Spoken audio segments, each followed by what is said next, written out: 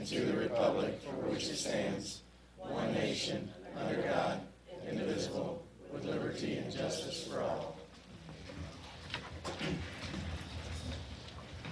Good evening.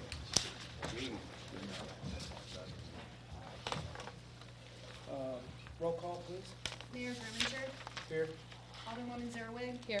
Alderman Skaggs? Here. Alderman Stupi? Here. Alderman Jokers? Here. Alderman Steiger? Here. Alderman Okenfuss? Here. Alderwoman Broomfield? Alderman Ross? Here. Mayor, we have a quorum. Okay, thank you. Approval of agenda. Move to approve. Second. All in favor? Aye. Opposed? Okay, I think we'll go right into the city administrator's report. Okay, as the first item indicates, I was on vacation for a week, so my report will be personally short. So it's hard for you to believe I can give a short report. I met with SEMO in our continuing meetings regarding the putting together a schedule and a budget for the master plan. And from the kind of ballots or surveys I received, you'll see kind of below the action items a list of people that I'm recommending serve on the steering committee for the strategic or master plan. I don't really want to discuss these folks tonight. I haven't asked, some of them I've seen and asked about it, others I haven't made contact with. What I'd like for you to do is review the list. Let me know if there's any additions or deletions, changes, anything you'd like me to do, something you think I might have forgotten about. And so I'd like to proceed with your knowledge of who would be serving on the committee. I'll then go about the business of asking them if they will serve. And we're going to schedule a special planning and zoning meeting. They didn't have any regular business scheduled for next Monday. And we think the process should start with the planning and zoning committee considering the schedule and the procedure for the plan, because it will be an amendment to the comprehensive plan, and the statute requires their involvement. Plus, I think it's just good practice to have the folks you've asked to consider these things be in at the beginning. The process, as we have it kind of envisioned, would involve administration of a survey. It would first be filled out by this committee. We're going to ask them to commit to maybe 4 or 5 meetings over the course of the planning period. From their answers to the surveys, we would then form a questionnaire for the general citizenry, establishing the issues, problems, goals, and objectives that the community envisions for the future, and then work through a set of medium, short-term, and long-term goals from that information that the city can establish, identify the actors in the community who are responsible for working with the city to implement those goals, and then take it back to the Planning and Zoning Commission. They will review it and revise it for submission to you, which is the statutory process. Then at the end of the process, you'll have public hearings, have an opportunity to review it. It's advisory, so you can make whatever amendments you think need to be made before we adopt amendments to the plan. The whole thing is maybe a 9-month at minimum, 12-month maximum process, kind of starting with that first meeting. So that's the anticipated schedule. If you can give me your responses to this, should you have any within the next week or so, we can proceed.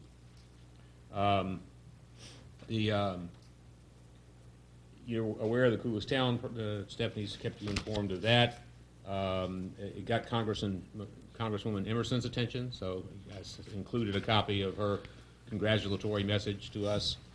I also would like to report, and I'm pleased to report, that I think in anticipation of St. Genevieve County and St. Genevieve City becoming part of her district, she really is paying attention to us.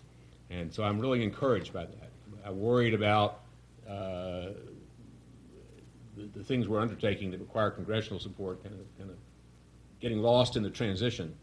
But from our conversations with her, from this nice note she sent to me after meeting with me to talk about the National Park Service proposal. I really think she's going to be attentive to our needs, as long as they're kind of consistent with her philosophy of government.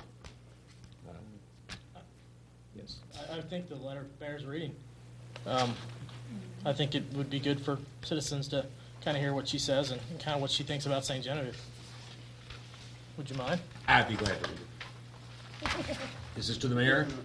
I'd like to extend my congratulations to the city of St. Genevieve on your recent designation by Fox News as one of the 10 coolest small towns in America. I'm pleased to see a local community receive national recognition, and with its history and contemporary attractions, St. Genevieve certainly deserves the recognition. In our country, we celebrate a unique heritage based on a variety of immigrant experiences, and the French and German influences in your town stand in that tradition. Rather than simply resting on the past, you also have brought attention to Southeast Missouri by building on that past with efforts such as architectural preservation and the development of local wine growing. Once again, congratulations on your well-deserved recognition as one of the coolest small towns in America. I look forward to visiting soon. Please do not hesitate to contact me if I may offer or ever be of assistance. And since I read that one, I'll read this one.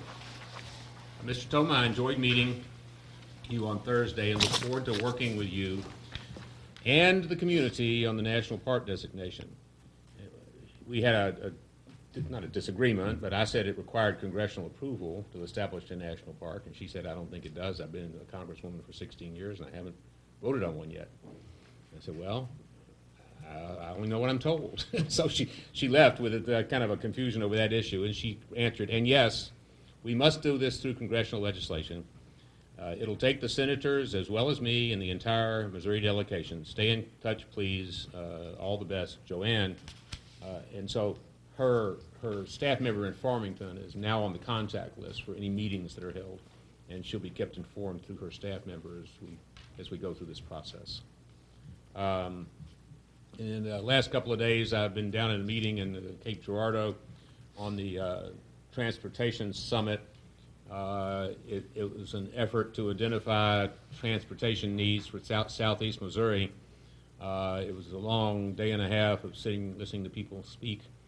But at the end of that, they asked us, we broke up into kind of functional groups, people who are in railroad, went to railroad, and also geographical groups. So I sat with the group from Perry County and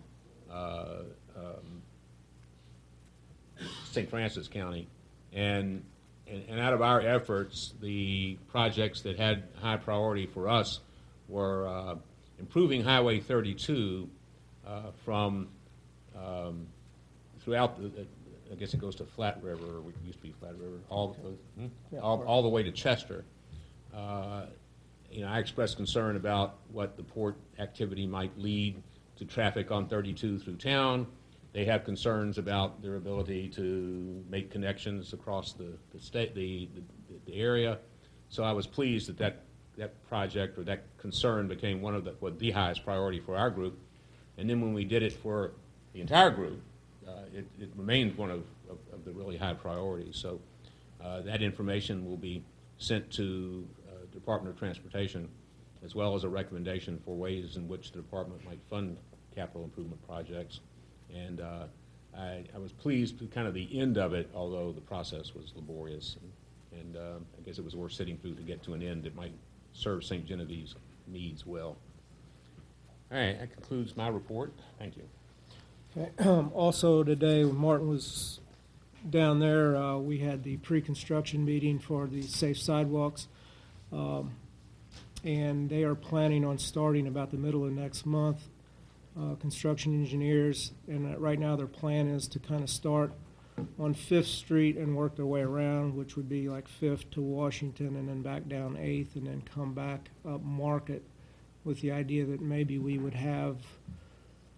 haven't let the bids obviously yet for Market on the storm drainage thing, but maybe by then we would, and they obviously are interested in bidding on it, but at least we would be able to coordinate those efforts possibly between the sidewalk and the storm sewer on Market Street. I asked that construction engineers and Brenda, and Frank Taylor's, Joe Gable, sit with the school district, get a hold of them and have a meeting with them and talk about issues as far as the kids are concerned and traffic. And I mean, I think Fifth and 8th Street will be somewhat of an inconvenience, but Washington will be somewhat of a pain, I think, for the school. So they just need to work with them. They're going to try to get with them next week and talk about that situation. So hopefully by the middle of next month they'll be starting on it.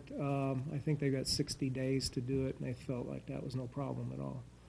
So Alderman Jokers, would you like to be at that meeting? yeah, it'd be a good idea. Yeah, be a good idea. And then also, Joe Gable said that he was going to finish the plans for the stormwater on Market Street tonight. I believe Dave is going to go to Bon Terre tomorrow to pick up something, and he's going to pick them up tomorrow morning, bring them back. If we can possibly get them reviewed tomorrow for a final review, we might be able to advertise that in next week's paper. Will that work? I don't think we can make next week's paper. What time they have to be in? Monday? Monday for 10. Tuesday's public, okay, yeah. That would give, because again, looking at their time frame, how fast they might get around there, they don't know how well it's gonna go, but we could, we might be able to have that thing ready to go by the time that they get to Market Street. I think it got moved out into the street now where it's not as critical to be on the sidewalk, but at least talking to Joe Gable, but I think it still would be We still important got that some we could do that. concerns about utility conflicts. But I think it's just more of an idea of figuring out where the gas line is, and not going to change his design really. So it'll have to be moved either way if it's in the way. There was some talk too with Terry or Steve as far as some water lines that feed a few houses, about maybe moving the meter or moving the shutoffs while we were doing it. I don't know. You can get with Brenda or Dave about that on Market Street. A few of them. Be a good time to do that if that's the case. So if we can get that done, it might save us a week of advertising and be able to get that coordinated at the same time. That's all I got to finish up on your report. So, okay, staff reports. Terry or Steve, somebody.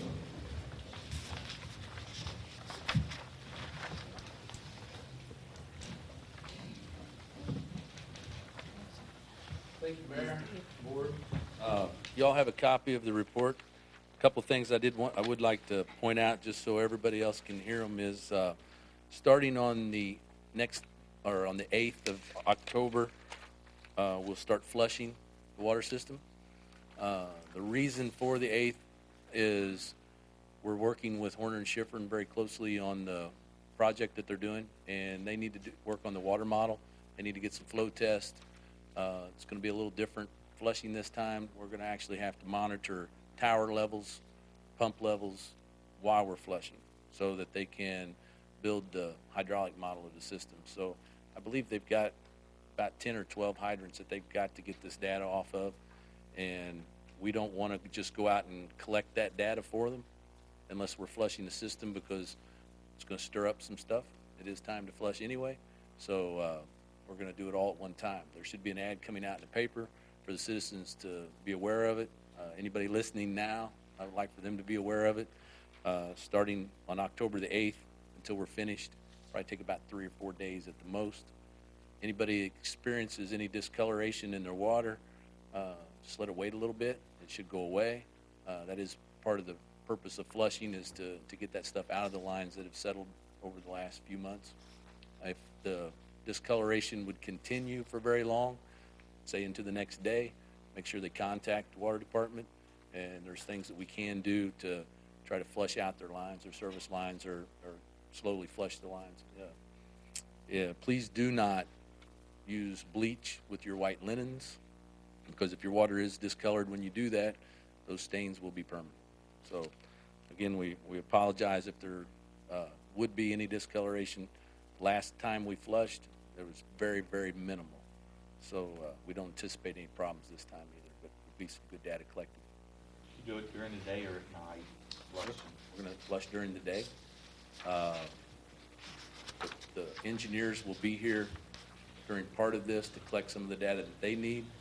We will continue to flush late up into the evening, as long as daylight will allow. So that way, the stuff that we stir up, we can get it out of the system. If our water supply would allow, I would flush 24 hours until we're done. But we can't supply that much water and waste that much water to do that. We have to stop, build up our reserves a little bit. That's really the only thing that I wanted to mention that wasn't in the report. Be glad to answer any questions that you might have about the report. You work fire hydrants, I mean, making sure they all work in the system? Yeah, we have a list of all the fire hydrants, and it's on a spreadsheet now. You can go to that. You can go to the hydrant, and you can click on it, and it'll tell you the flow of that hydrant, when the last time we had to grease them or oil them, if the caps were tight, need to be replaced, and when we find hydrants that have a problem, we put those on a work order list to try and get to them as time allows. I think we've replaced or repaired maybe as many, probably more repaired. Probably repaired about a dozen hydrants in the last few months. We still have others. Of course, we have, I've been told about a couple that I personally never noticed that are buried pretty deep. It'd be hard to get on. Can't get a wrench to, just stick them on there real fast and turn them around. At some point, we need to, when time allows, we need to get those installed a little different, get them up out of the ground. Whoever did the grade work, put a little extra dirt around them, so those need to be raised, but we haven't got to all of them. We still have, I know of one hydrant that still needs to be replaced, that we had to remove, still needs to be put back in on Washington Street. We had some problems. We tried to get to that before school started. We had some problems with the valve, getting it installed, and then rescheduling those people to come back in because we had to do a stop on that line. That took 3 more weeks, and then all of a sudden we get it done, and we got 2 days before school starts. Our intention on that is to do that work on a weekend so that it doesn't interfere with the school traffic as much. So, anyway. Yes, sir? You note in your report that number 6 well is not being used, and you said a new well might be the answer. Have you looked, like, as far as location or No. cost or anything? I would recommend at this time, without going into a big study on that, that we try to find an area down there in the well field. The problem, I believe, with that well is just it's lived its life. We put a new screen in it because them welds had broke due to the ground shiftment last year. I've pulled out data on repairing of that. It's just been a constant problem every year or so for many years. It's been very expensive. And we could continue with that same treatment. It's about $12,000 every time it gets treated. It only lasts for a little while. It's to the point that it needs that about twice a year now. It's still backup well. It still does produce water. It's just that the casing and everything in the ground has lived its life. It's going to be very expensive to replace. We do have 3 operating wells. Number 6 well, which is, we don't have 6 wells. We only have 4, but they're numbered that reason. We have 3 that work very good. Number 6 works fine for a backup. At some point when all the major needed repairs are done in the system, it is definitely something that we need to look at down the road. Any other questions? Is that fire hydrant up by across the road from Riverview, is that cities or is that counties? The one's about, it's up to the knobs, half pair. That's a county fire hydrant. That's counties? Okay. Thanks. I got Steve here, the new replacement for me on the day-to-day operations. If you have any questions for him, he'd be glad to answer some too. Give him a hard question. Give him a hard question. All right, thanks. You have Dave's report here. If you have any questions, I'm sure Martin can handle it. I saw they were patching today. Is that today? Yeah, that's that's a report that I received since I wasn't here. He emails me in the morning telling me what his work for the day is going to be. I wasn't able to check on him since I was out.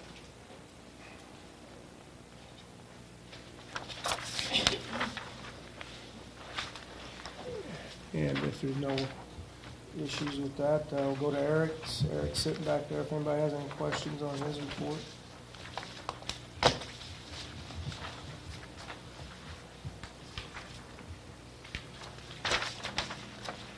Okay. We have mixed report here.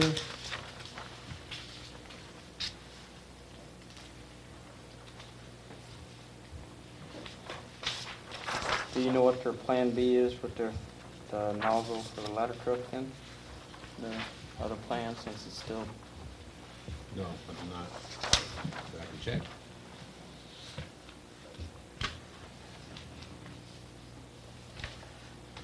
And Stephanie's also here.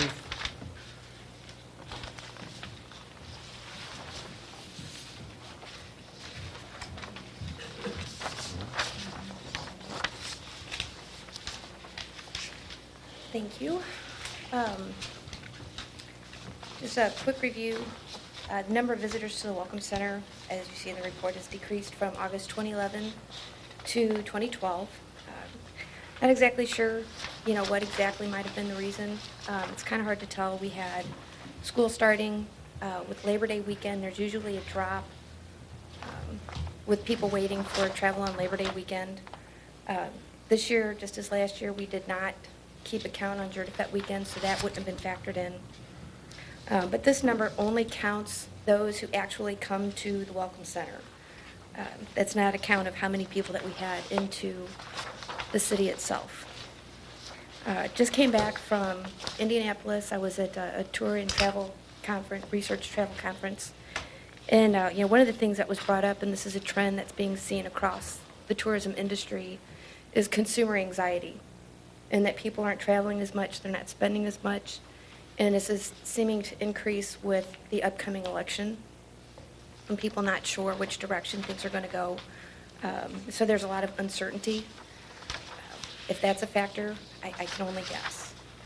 But the good news is that we are still even with where we were this time of year for 2011, year to date, for calendar year. On the budget report, the August 2012 expenses were just slightly lower than 2011. I anticipate the same should be consistent with the September when I provide that report. And on the web report, you'll see that we're continuing that trend of that sharp increase of visitors to the website. One thing that I did notice reviewing is that the pages per visit, the average visit duration, and the bounce rate have changed. And not in the right direction. Or the bounce rate actually is a good number when it's negative. But the pages per visit and the average visit duration. One thing I want to look at is I have noticed an increase in the number of mobile smartphone visitors to the website as opposed to desktop. And our website is not mobile friendly. It's not set so it's easy to navigate using a mobile phone. So I'm gonna take another look and see, break that down a little bit further and see if that might be the reason if people have a high bounce rate that are accessing our website using their cell phone. And that could be the cause for, or part of the cause for the changes in those numbers. And that was another thing that was really stressed. The number of smartphone users, 75% of the population has a smartphone and they use it for email, texting, social media. They travel with it, they take it with them everywhere. And it's really important to have a website that is friendly to that type of media, or smartphones to access. So, that'll be something that, working with the tourism committee that, we can get working on the website, not only making any updates that we need to, but making it to where it is more friendly to the smartphone users. Have you looked at any preliminary pricing on how much something like that would cost? I have. I've spoken with a couple of different site builders, and there's a few that are, pretty reasonable. We did receive that grant for a mobile app We haven't used it yet. And the industry is coming back with the app is not the right way to go. Typically, that's for when people download games and they download social media. They don't really use that in the cities that have done that. And one specifically that they were talking about today was Minnesota. And they have had more access on their mobile website than they had with their app. Also, when you build an app, you have to market it for people to download it, especially when you're going against millions of other apps for people to download. So it seems to be the right direction to go is to use that funding toward having a mobile-friendly website. Are the estimates you've gotten within the amount that you have granted? Yes. Yes. At this point, since we were looking at maybe making some changes to the desktop version of the website, I've held off until we knew what we were planning on doing, so that way we could do it as a package deal. Any changes and updates that we would do. That way it could all be done at the same time and have a seamless integration between the desktop site and the mobile site. It can be set up in a way that when you do an update, it updates across both sides as opposed to having to do one and then having to go back in and do the other side, which is much more time consuming. Thanks. You're welcome. Anyone, any other questions? Thank you. Thanks, Stephanie. Okay, any committee reports? Linda? Sure. Okay. St. Genevieve Community Access Television, we had a meeting Tuesday evening. We had a guest there, Mr. Kevin Campwell from Big River Telephone Company, and we were talking with him about changing over our phone service to save some bucks. I think we're going to be able to do that. He was able to reduce it from $64.44 a month down to $34.95, I believe. So I think we're going to be going with that. We're always looking for more videographers, and there's a lot of people here tonight. Anybody want to help video? Oh, no takers? Let us know. Did you mention when internet service will be available? They still have to put up how many towers? Did he say, Gary's out there, didn't he say how many, they still have, what, 58 towers or something? Yeah, they have 58 towers to put up within their region of the five-county area. These are all rural counties. Right, so he didn't mention when the tower that serves the city would be available. Well, the tower that serves the city is really part of up here on where the radio station is, and the other one's out on 32, which you can see. And they've got another one up, I think it's a little bit further east. But here again, they're having their problems. Someone who lives about 2 miles north on Highway 67 today, 61, said she just got her internet service. I mean, they're getting close. Yes, and they are. And the thing is that there's, as you know, most people believe in the valleys, the low spots in that region or in our area. You know, they can't get to it. It doesn't send a signal. And it's only good for like 20, 30 miles each tower. But they're working on it. We had a meeting at our board meeting Tuesday, and they were explaining all this to us. You know, where they're at and what their stage is. But they've got a little ways to go. But they started in Bonne Terre, is where they started, putting these towers and getting them activated. They went over to Washington County a little bit, and now they're back over here, over 30. All the towers that are going to be put up, or that maybe already are up, they're working on those, tower at a time. And you mentioned they had like 58 more towers to put up. Well, they have a total of 58 towers. They say they've got 3 here. I think they're expecting to get another one out there toward,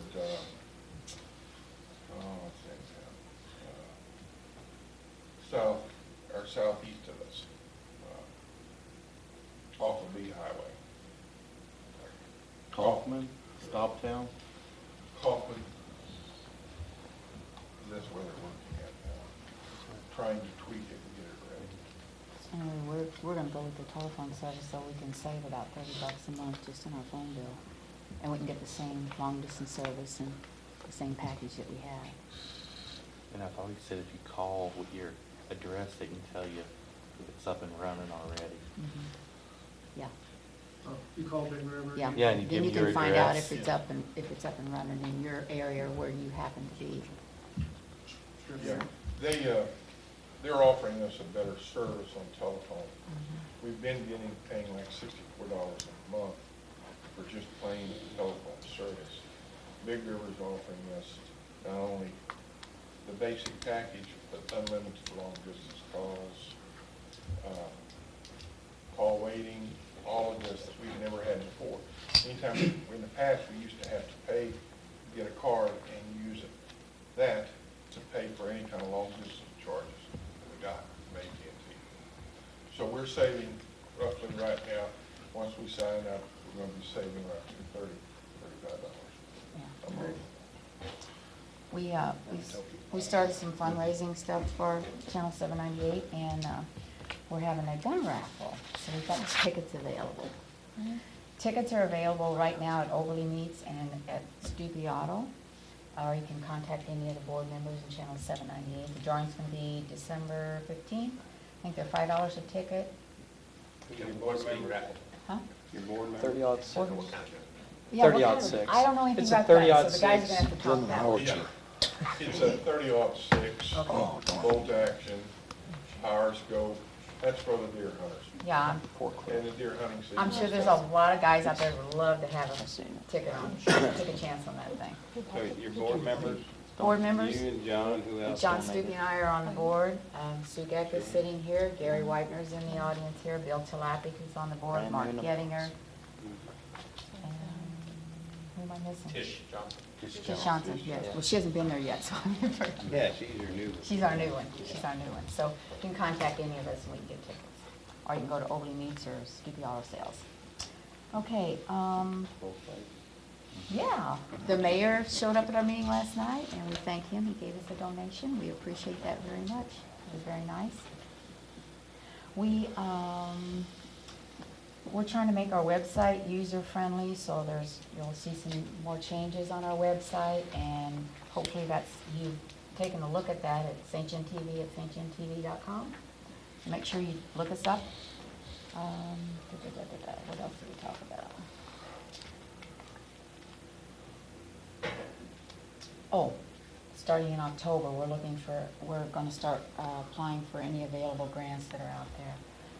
And then we also are looking into some other fundraising activities to raise more money to keep us on the air. So. And like I said before, videographers, we're always looking for them. Anybody that's interested can get a hold of any of the board members, or you can call 883-7675 and talk to Don. So our next meeting will be October 30th, and we'll have some more info for you then. 6 p.m., yeah, come join us. What's Don's hours? Don's ours? Oh, let's see, what is it? He's down there early in the morning, like at 4 in the morning. And then he goes up to Radio Hill, and then he's there at 1 o'clock. Yeah, he's there 2 from, o'clock? he goes in every morning at 4. 4 o'clock? Works till 6. Then he goes to the radio station, then he comes Then he back comes at back. 2, and he works till 5. And I catch him down there at 1 o'clock. Well, he can't get off. That's why. Otherwise, he'd probably be down there at 1. But he gets off at 1 o'clock at the station, or a little after He puts in a that. lot of hours. Yeah. Is that it? Yeah. Anybody else? Mayor, I talked to you about the planning and zoning and Martin. I'm now, I guess, officially off the planning and zoning committee, and that might be a good place for young aldermen to, if they'd like to volunteer for that, to learn about property owners' rights and so forth. I want Always, my tickets. Okay. You got one on you? Put mine in. We've always had Thank you.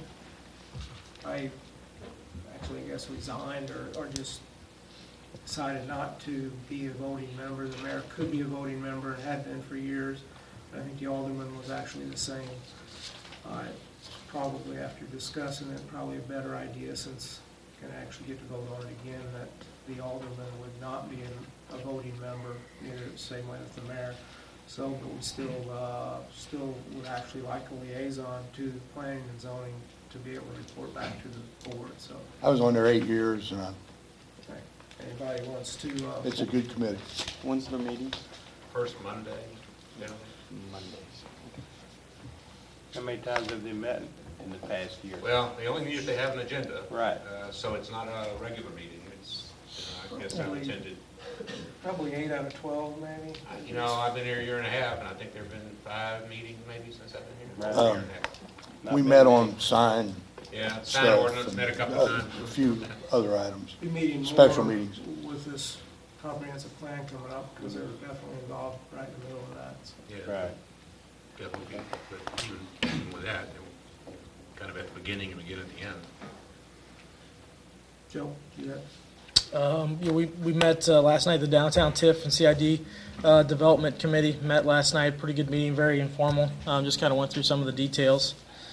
We'll have another meeting coming up shortly. Also, the Progress Committee met about 2 weeks ago. We're kind of returning for some more legal advice on that one. We haven't set a new date for that one to meet again. And the tourism meeting met, Stephanie already gave the report on tourism. Our next meeting for tourism meeting is October 19th, that Friday at 9:30 in the morning. Thank you. Okay, anything else? Sign, we're still waiting for the state, right? Yes, we are. We're waiting for a response back from ODOT. Okay. All right, we'll go into the minutes from the regular meeting of September the 13th. Move approval. Second. All in favor? Aye. Opposed? And the closed meeting minutes.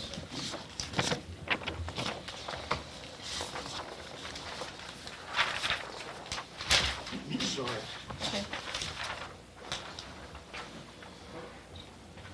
Make a motion to approve.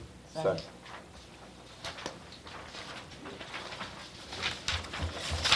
All in favor? Aye. Opposed? And financial report of August. Move approval. Discussion. Discussion, sure. There was one in there, I think it might have been related to the police department, maybe Pam or Chief could, it's Tel Repco, there was a $1,400, and it was out of the foundation grant account.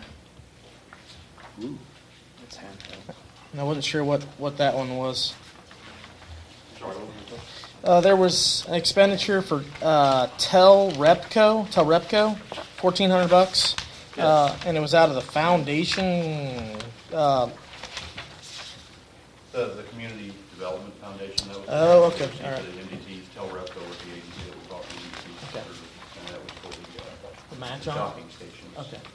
So, we did the budget, and that was the line item. that Okay. the output spending. Perfect. Thank you. Yes, sir. That's all I Second have. that. Who did second that? For, No one yet. I don't think we got there. I cut them off. Did you have a question? I thought you did. No, no. I, on the finance order. Taylor Engineering, 831. What was that? Work on the Safe side. Safe routes. Yeah. Second. Thanks, bud. Okay, now we'll have a discussion. Anybody else? All in favor? Aye. Opposed? Okay, resolution number 2012-61, a resolution of the City of St. Genevieve, Missouri, authorizing the mayor to execute a property maintenance agreement with Adam and Catherine Marty. Move to approve. Second. All in favor? Aye. Opposed? Okay, resolution 2012-62, a resolution of the City of St. Genevieve, Missouri, stating intent to apply for a grant from mutual give in the amount of $2,000 to be used for improvements to the St. Genevieve Fleur-de-Lis Dog Park for the city of St. Genevieve.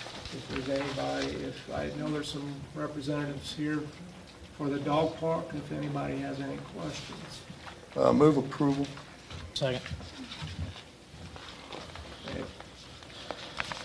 I modify the Park and Recreation Board Vice Chair. There's going to be funds available for the dog park, get up and running. The applications for the fencing. Yes, or whatever else we can use it for. Are you, is the young gentleman still doing this, or is? He it- is. yeah.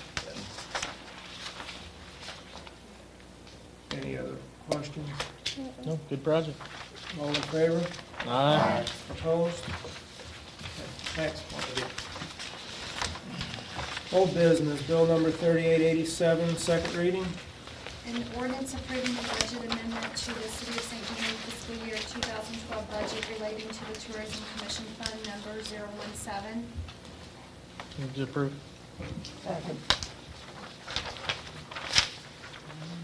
Roll call. Alderman Skaggs. Yes. Alderwoman Zerwig. Yes. Alderman Stupi. Yes. Alderman Jokers. Yes. Alderman Steiger. Yes. Alderman Okenfuss. Yes. Alderman Ross. Yes. Alderwoman Brumfield. Yes.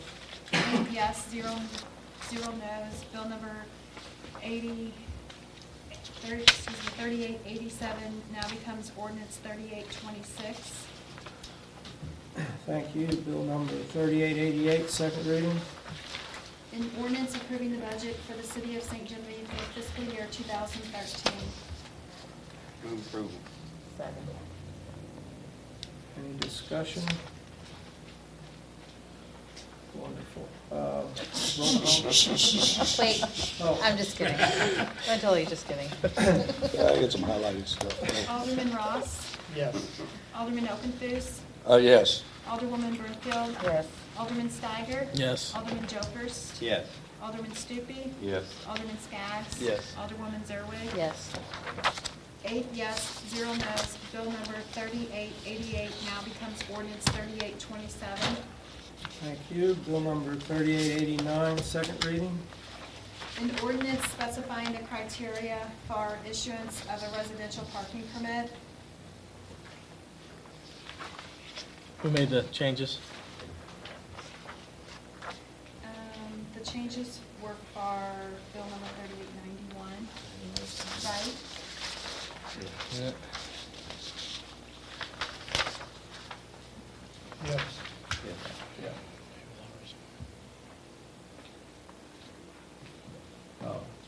What was that? 1 hour restricted parking. Oh, the Make a times motion on to that. approve. We changed it to 1 hour, right? Yeah. Second. Okay. On 91. Yeah. Great. Roll call. Alderman Skaggs. Yes. Alderwoman Zerwig. Yes. Alderman Jokers. Yes. Alderman Stupi. Yes. Alderman Ross. Yes. Alderman Steiger. Yes. Alderwoman Brumfield. Yes. Alderman Okenfuss. Yes. 8 yes, 0 no's. Bill number 3889 now becomes ordinance 3828. Okay, thank you. Bill number 3890, second reading. An ordinance amending Schedule 3 parking restrictions, Table 3-C, no parking during certain times of the St. Genevieve Municipal Code. Discussion. Move approval. Second. Okay, discussion. Hey, Eric, how's it been going up with the temporaries on, This is Ridgeway. Ridgeway? On Ridgeway. Going pretty good? 8th Street. I think that I can probably single-handedly be credited with all the rain that we've gotten lately, because every time I put them up, it rains. But everybody seems to have been heeding the request of the school. So I think the permanent signage, I'm starting to see some cars parked there again in the afternoon, so I think the permanent signage will help. But it seems to be flowing a lot more smoothly than it was initially. Second. Okay, motion second. Any other questions? Roll call. Alderman Steiger. Yes. Alderman Jokers. Yes. Alderman Okenfuss. Yes. Alderman Stupi. Yes. Alderwoman Zerwig. Yes. Alderwoman Broomfield. Yes. Alderman Ross. Yes. Alderman Skaggs. Yes. 8 yes, 0 no. Bill number 3890 now becomes ordinance 3829. Thank you. Bill number 3891, second reading. An ordinance creating a restricted parking zone on 3rd Street. Move to approve. Second. Any discussion? I think everything was fixed in there. Roll call? Alderman Stupi. Yes. Alderwoman Brumfield. Yes. Alderman Steiger. Yes. Alderman Skaggs. Yes. Alderwoman Zerwig. Yes. Alderman Ross. Yes. Alderman Okenthus. Yes. Alderman Jokers. Yes. 8 yes, 0 no's. Bill number 3891 now becomes ordinance 3830. Okay, thank you. New business, bill number 3892. I think there's conflict of interest on this one. Pardon me? We think that there's conflict of interest on this bill 3892. Who's gonna read it first? Yeah, can we read it first? Oh, yeah. Yeah. An ordinance vacating a portion of Glenda Street in the city of St. Genevieve. I guess we probably need a motion and a second before there can be a conflict. Or not. Before anybody can question the conflict. Somebody have to actually make a motion to approve it. I think that has to get on the I table. motion to approve. I'll second it. Discussion. Now we'll open up for discussion. I think that certain members should abstain from voting because it could be beneficial to their business endeavors. I think that's what it's kind of about. So, about, I'm retired. Okay. Okay, I guess you probably have to get more specific. well, there's supposedly a business that's being run out of Melfelt's for scooters, and you guys have an intention for golf carts, to rent golf carts. And specifically at the last time we met was for, you said to me specifically, you said, I've never asked you of anything, but I'm gonna ask you this. And you said, tell me how we're supposed to get golf carts from this side of town to the other side of town. No, I didn't say that. You're misquoting me. I asked you to check and see if there was a possibility. And I have no golf cart interest, other than I was on the golf cart committee. Well, I think that, The issue is, are we gonna vacate property? I welcome an investigation. If you don't want to vacate property because you have a future use for that property, possible that would benefit to your business, you should abstain from voting. There's nothing been discussed What about business? this. The city has never discussed this. I love how you play. They've never, Back have you at you. discussed this anytime? Has the city discussed this, about using that golf cart path? I mean, it was, I mean, I can't say it because it was during, and so I can't say anything about that, right? You mean officially? Officially, we have never discussed Well, that the only area right there official about the official golf thing cart that path. the city of St. Genevieve has done is pass an ordinance declaring that the use of golf carts in the city of St. Genevieve had a contributing potential for tourism, for use by elderly, and so you have an ordinance on the books that declared the use of golf carts is potentially beneficial to the city, but not anything location-wise, other than the state law says you cannot cross a state highway. You can only cross it to get to another piece of the city. So in the ordinance it says you got to comply with the state law. So the only discussion was basically a preliminary issue of saying that use of golf carts in the city of St. Genevieve is legal, but you got to get a permit. That's not what I'm talking about. That's the only business regarding location that's come before the board that I'm aware of. I got phone calls stating that the city is putting in a bridge and a golf cart path did I miss a memo or a meeting? Because That no may be one- my fault. When I. Because we've never had a meeting or a memo on that, have we? I've No. heard nothing about that. When I met with Sandy Meyer, I told her I would support her getting that piece of property unless someone felt like it might be beneficial in the future. I said, we had talked about, I was just giving a for instance, we had talked about putting a golf cart path on there. Ms. Meyer, You told me. first thing I said to you was, I do not want to give up any city property. That's the first thing I said to you. Well, just let me know when I can talk and I'll. Wait a minute. Can you write Mr. Brown? Hold on. I guess maybe just to refresh everybody's mind, that we did have, there was a meeting, at least I believe 2 meetings, that we did talk about trails in St. Genevieve. And one was about golf cart trails and other trails. It was talked about access to get from one side of the city to the other. That was one path that was talked about, as far as golf carts or whatever, to be able to get from one side of the city to the other. If you look at crossing that creek, you have Chadwell Lane, you have there, as far as city access, you have Chadwell Lane, you have there, you have here at 4th Street, and you have St. Mary's Road. All of those, 3 out of those 4 end up on a state highway, not crossing a state highway, they all end up on a state highway. It was an interest to that group that met when they talked about trails and paths in the city, that was an interesting place to cross because it was the only one that you could get from one side of the city at this point to the other and still be able to cross highways and still stay on city streets. The other ones, you got to actually travel on a highway. So that, as far as golf carts go, I think is the extent that the conversation of the possibility of using that path for golf carts. I don't know that anybody said that we are going to, nobody said we were going to open it up tomorrow. Nobody said that we were going to use it in the next month, the next year, the next 5 years. I don't think that was discussed at all. It was just mentioned that that was a possibility for a path if, today we have 4 permits for golf carts. I don't know. Who can tell in the future if gas goes to $5, $7, $10 a gallon?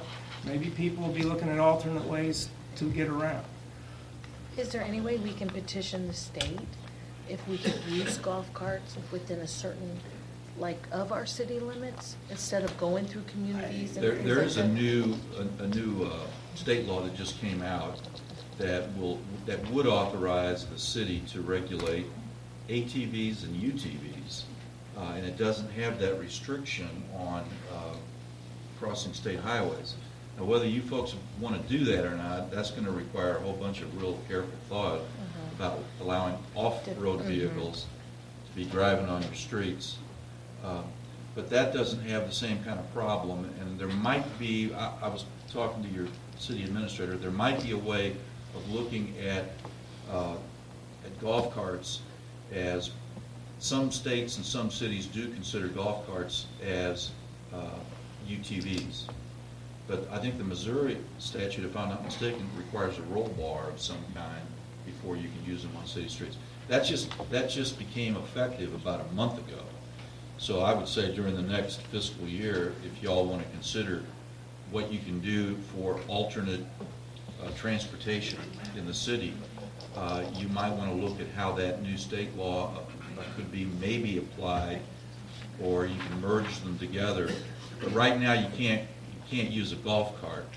And the golf cart definition is a cart that's designed for use on the golf course. So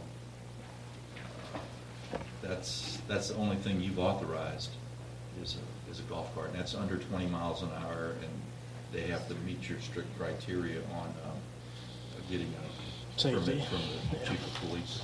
But in answer, absent some constructive interpretation of this new statute, or an amendment to your ordinance that would make it somehow consistent with the language of the statute, it would take an act of the state legislature to change the language that's governing golf carts today.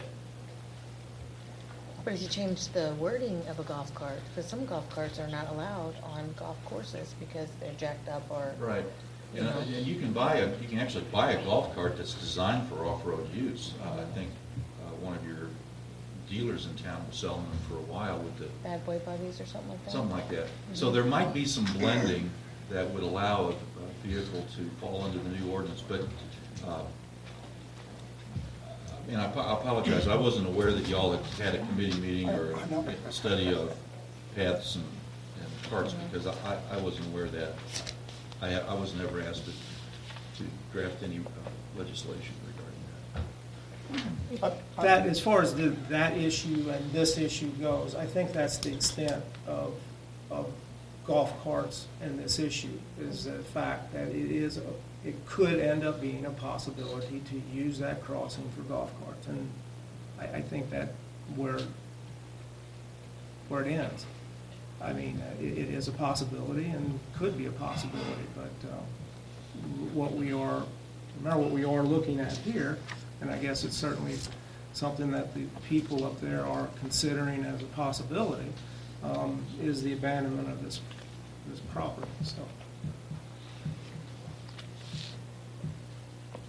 Well, on the ordinance, it says, whereas the city of St. Genevieve has no plans for a future development of Glenda Street, and so we don't know that. We don't know right now if this land is going to be something we will use in the future. okay. In the future boards, I mean, you just don't know. You're abandoning a piece of property that the city is saying they have no use But we for. have. But it might be. In the past, we have abandoned property on Second Street. Yeah, but it wasn't a That road took us right of 4 way. years to do that. Jeez. It's still. That means designated as a road right of way, It's still designated, I mean, it shows that we have in the past, I mean. You have abandoned property in the past, road right away, yes, you have. Yes, okay. That's what I was. We get a lot of future working on our regular streets now before we even think about adding another street in this town. I mean. Well, we probably won't be on the board when No, we that probably won't. happens. We probably won't, but we gotta think about it. So let's give it away now. You have a whole community, and you have a Alderman whole Skaggs, community. I'm gonna talk to Alderman Skaggs' points first. Just at the very last meeting, you voted to look into finding ways to create new paths and trail systems in St. Genevieve. Look at them, yes, I did. You directed the city administrator to look for new monies for more trails and pathways in St. Genevieve. Yeah. But tonight you're saying you want to cut off any possibility of using this potentially for more trails and paths. If we need to take care of our streets, regular First streets of all, first. you have a whole community.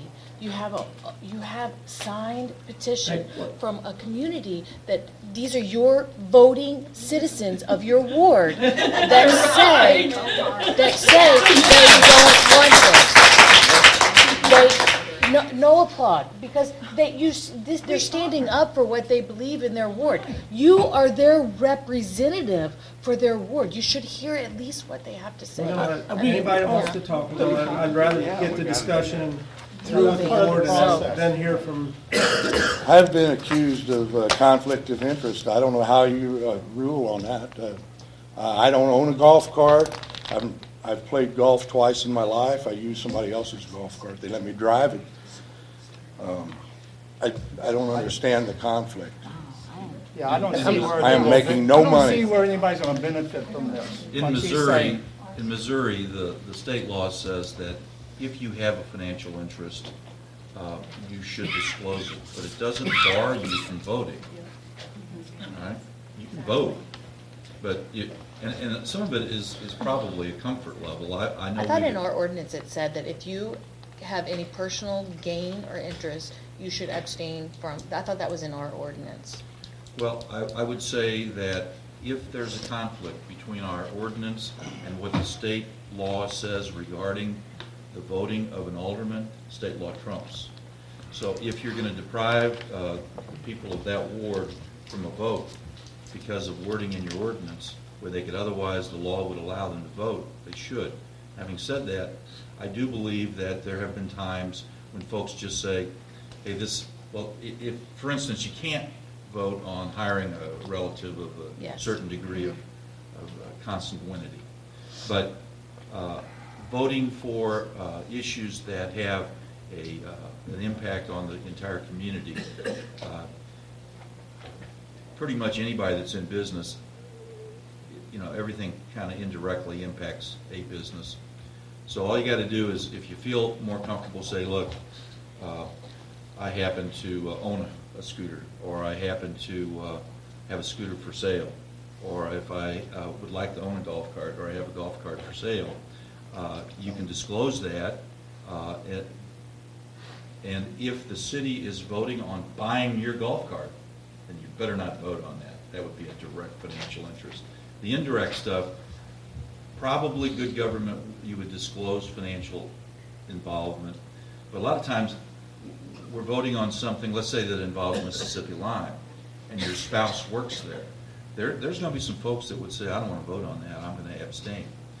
And we've had situations where people were abstaining and causing government to not have enough votes to just conduct its regular business. So the state law says it's a disclosure issue unless you have direct financial involvement. Doing work for the city. We've got regulations on how much work you can do for the city and charge for it. There's state law and our local ordinances track that. But I don't know of any state law that would prevent a disclosed financial interest, but not directly in what you're voting on. Okay? But an indirect interest or... They should make that known. Yeah, and just to clear the a air. lot of that If there is any future, Yeah. if there is any future for, I'm not accusing, I'm just saying, if there is any future that you guys intend to rent golf carts or anything, you should make that known. I say the Scooters same can go thing on to the you guys. street. I don't know if you got any intention or not. Nope. I know I don't. No, I won't. Also, almost. Did you find a way? I- Did you look? What's that? Well, I asked her to do me a favor. I'm asking if she did the favor. Arrogance and ignorance is what you're doing right now. Well, you started, young lady. Hey, He did clearly ask me that at the last, and I was just making that point as to there was concern that there would be future, down the road, and I was making that point clear, that it wasn't just coming out of my mouth or the mouths of their citizens of their wards, it came out of his mouth. So. Also, So, did you find a way? what do we? I asked her to do me a favor. She brought it up, and I'm just asking if she even looked. I guess not. I think the question was, is there any other, I did is clearly there any ask other way Frank for, about moving on the streets for golf carts. is there any other way for golf carts to get through town legally from one side to the other side, because the Gabbery Creeks do create a land barrier or a water barrier, I guess I should say, because of 4th Street being closed off to Highway 32. This would be one of the only ways that, this is the only way that golf carts could get through town legally as we have it now. I'm sorry. And I think Alderman Okenfoos asked Alderman Zerwig if she would look to see if she could find any other alternate ways That's what to I get did. a golf I asked cart for through town. favors. Would that be? Yeah, I heard him say, he asked you, said, can you find another way to get a golf cart through town? I'm paraphrasing, but that's kind of what he asked, correct? Yes, it is. Okay. He was here and he asked you, can you? I begged you for a favor. Didn't I say that, a favor? Carl, I think we've decided that. Well, Mayor, I got accused of wrongdoing. Clearly stated My it vote was. It wasn't accused, it was a factual question that I asked. It was a factual question. I don't have anything to do with golf carts. Okay, can we move forward? Okay. and also, answer her land, she's been taking it. and the previous owner also been taken care of. It's one less thing our city employees have to take care of. I mean, they got enough handle on what they do now with weeds and all that now. I mean, she's been taking care of it. I went out there and looked at it. I know you have. I know he has. Pretty much, I know pretty much all of us has. She's been taking good care of it, taking less headache off our city employees. The previous owner has took care of it. Alderman Skaggs, I can't argue with that. I think she takes great care of all of her property. The simple question is, do we have any future use for this property? That's what this comes down to. Do we want to do something this year, next year, 10 years, 50 years from now? Is there any possible future use for this property? To me, the answer is there is a possibility. No. The answer is that there is a possibility, and for us as this board to say that we're going to deny all future boards the possible use of this property is the wrong thing to do. We have no plans to do anything with it now. That's right. We have no plans to do anything with this property now. There is no money in the budget. There is no proposals for this property now as it sits. It's simply been talked about as possibilities in the future. And for us to sit here and say that we will never use this in the future, I can't agree with that. I would have to say that there could be some potential use for this in the future. I think of the citizens of that ward will see. You know, There's just as many people that said, yes, there could be some potential use too. So, Chief Matt has something to say. I just, a couple things that have been mentioned so far in the meeting. The question that Ms. Zerwig asked was about talking to the state about changing some of the laws, which I don't know that would apply. We have talked, as Mr. Toma reported in a report a couple of meetings ago, we met with a MoDOT representative about moving the state maintenance on 32 Center Street, 32 back a little bit. But also with the safe routes to school that we discussed earlier, I know there was some bone of contention with forfeiting on 6th Street years ago, some boards prior to us, where that could have come in handy now that we're looking at some sidewalk issues there, the property that we abandoned there. So, but I didn't know if anybody had specifically addressed that. We have talked to MoDOT about that, but we don't know really what the issues are there. I wasn't going to bring that up, but Bosler Funeral Home. Well, what if instead of vacating it, we leased it to her, where she can maintain it as her property? I think those are all possible valid uses. Yeah. But a perfect. Can we I wasn't hear going to bring from this them? up, but a perfect example is the Bosler Funeral Home point. We have trouble getting the kids up to school. We vacated that route from 6th Street, where El President's old law office used to be, between the cemetery and where El President's old law office, going up that street. We vacated that property so Bosler Funeral Home could put in a garage there, and now we could have used that property to put in safe routes for kids to get to school. So, it's, I mean... You can say that about anything. It's... True. It was dead space. I think, I mean... But right now, we're looking for safe routes to school. Right now, we had to spend extra money for engineering studies to find different ways to get these sidewalks built. So, I mean, it was a bad decision 20 years ago when that was, because that board did not have any foresight into what was going to happen 20, 30, 50, 100 years down the road. as I quoted last meeting, it's in the newspaper, we need to listen to our citizens. Absolutely, I don't think anybody's arguing with you. Any other discussion? I'd like to clarify something. When we do abandon something, we cannot sell it, correct? Streets. Yeah. Well, that would be a street Correct. because it's a previous I mean, because in the street. paper, I read the letter that free. We cannot sell it. It automatically goes back to the adjoining property owners, if it does, correct? That's what I thought, when you, it goes, it splits. Am I right? It splits So we between can't sell properties. it, so Mhm. what's the difference with, why do you put free in there when we cannot sell it? Because it's free. It goes automatically back, it automatically goes back to the property owner. Hold on, Stevie, I whoever- didn't say anything about selling it. I just said it would be free land. I didn't say anything about selling it. I don't understand your point. We're gonna have to give away free land to get people in this town, businesses in this town. Everybody else is doing a lot of stuff, building up St. Genevieve. 40 We acres need, and a we need to mule. bring a lot of stuff in this town But first. wait a minute, well, This is what totally. giving away, I mean- just the I mean, in point, the what are you future- giving away with this street have to do with bringing in? Well, in the Nobody can future, put a I business mean, on no. the street. What's But, that got to I do mean, in with the anything? future, I mean, we're gonna have to think about other parts of town to bring in some businesses in this town. But- Okay. You know what, talking about safe streets, anytime I've seen people ride their little scooters or little chair scooters and try to maneuver down 4th Street, they're taking a chance of getting hit by a car. You can't get on the sidewalk because of the way the sidewalks are built. I've had a lot of senior citizens talk to me about getting golf carts if they can get around in town and drive those instead of driving their cars. So, we got seniors, we got handicapped people, we got school kids that would like to get around town on paths or something to get away from the traffic.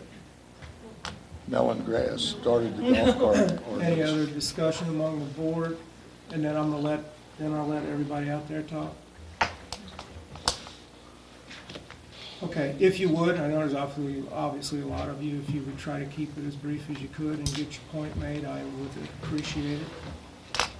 Yes, sir, go ahead. If you would, just for the record, when you get done passing that out, Mr. Brown, if you just state your name. Okay, my name is Michael Browning. I live here in San Genevieve, 702 Center Drive. Oh, you just want to pass me? Yeah.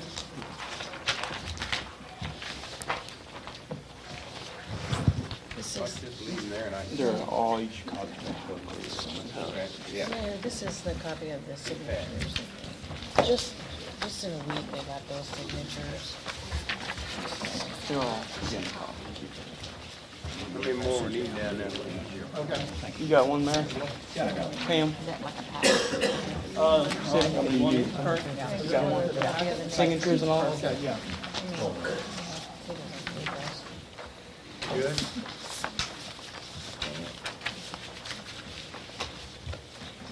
Oh, wait, Joe, you got one? I do. Okay, you got it. I think everybody. everybody get a copy of this? Yes, we did, thank you.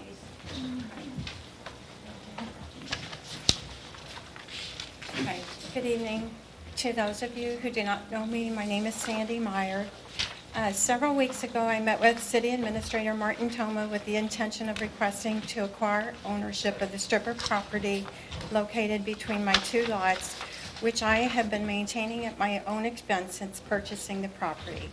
I felt that if I were to acquire ownership of it, I would eventually make it more level and dress it up so it would be easier for me to maintain. I feel that I should point out that the definition of acquire is to come into possession of ownership of, to buy, to purchase, to obtain, or to gain.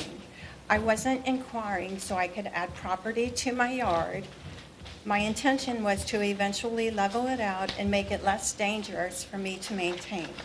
My issue at that time wasn't that I was, however, going to spend my personal money on something that I didn't own.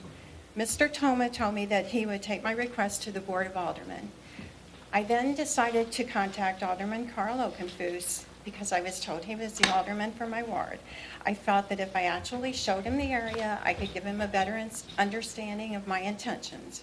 When speaking with Alderman Okenfuss, he informed me some aldermen had discussed putting in a golf cart path on this strip of property.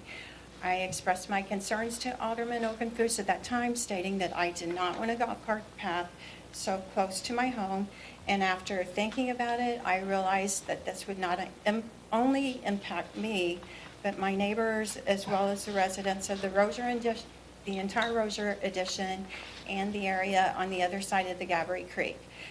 After talking with Alderman Okenfuss, it was not just a lot of speculation, as he specifically told me this was something a couple of the aldermen wanted to do at some point in the future. I then discussed this issue with several of my neighbors and quickly discovered that many of them understood my concerns and opposed the building of a path in this area at any point in the future. This prompted me to attend the September 13th Board of Aldermen meeting in which I presented my request to the city to acquire this strip of property.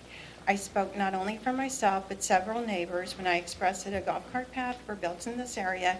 It would create safety hazards, increase liability and security issues, attract motorized golf carts, create more traffic, noise, disrupt privacy, and be a nuisance and a disturbance to an otherwise very peaceful and quiet neighborhood. It would attract kids hanging out by the water and four-wheelers when no one would be patrolling the path. As I asked at the last meeting, who would maintain and patrol the path, ensuring it was used safely and not by anyone underage.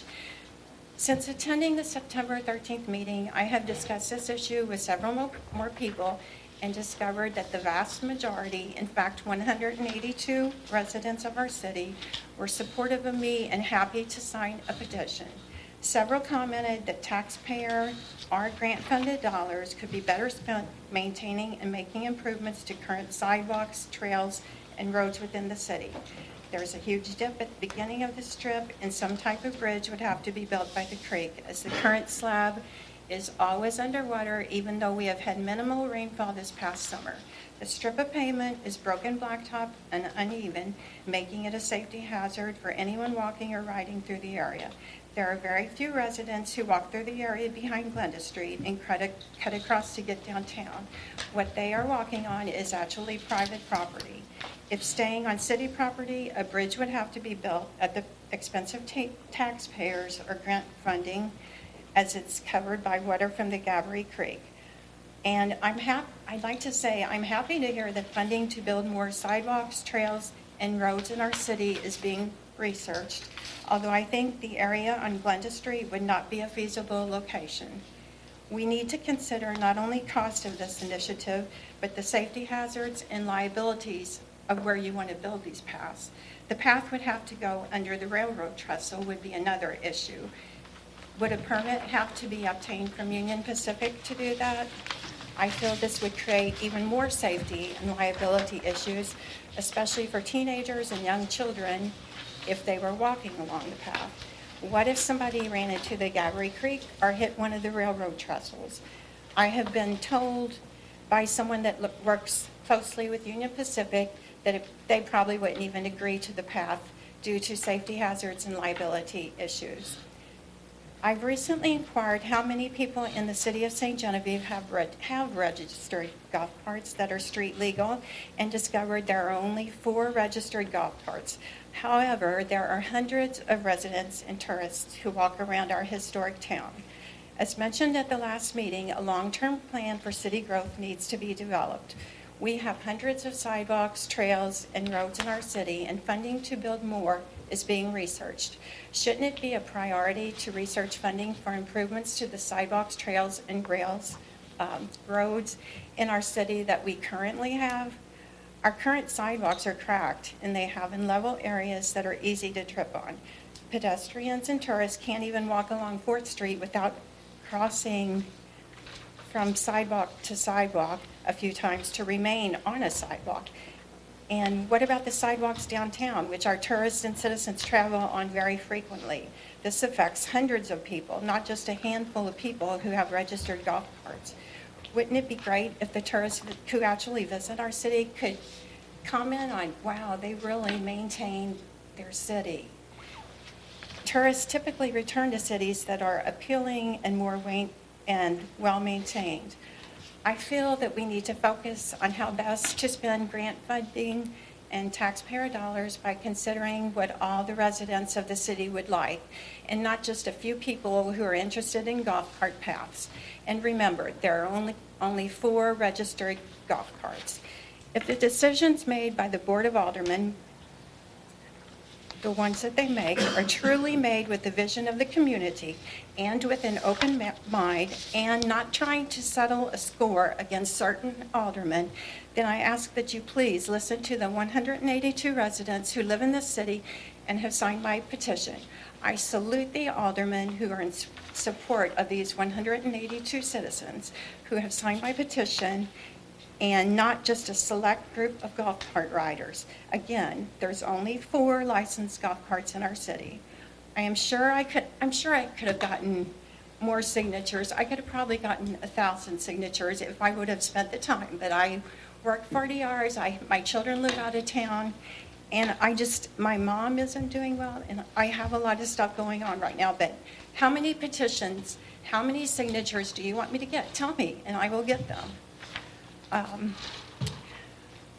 see.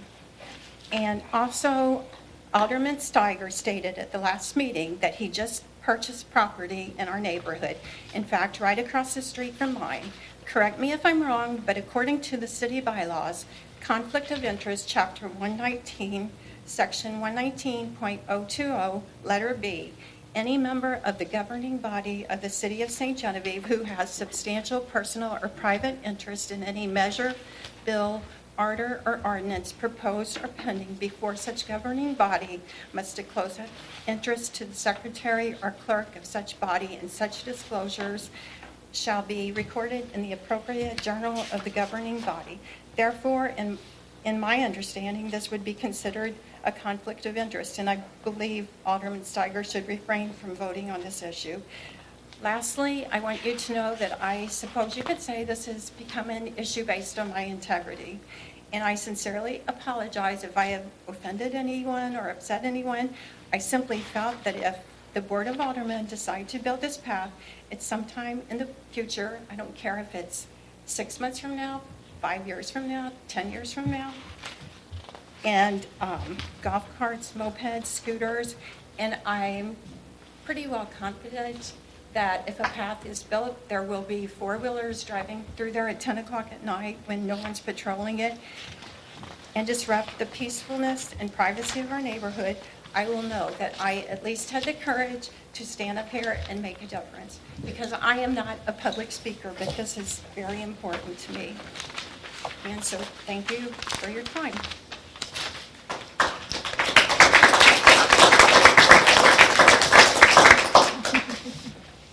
Anybody else like to address the board?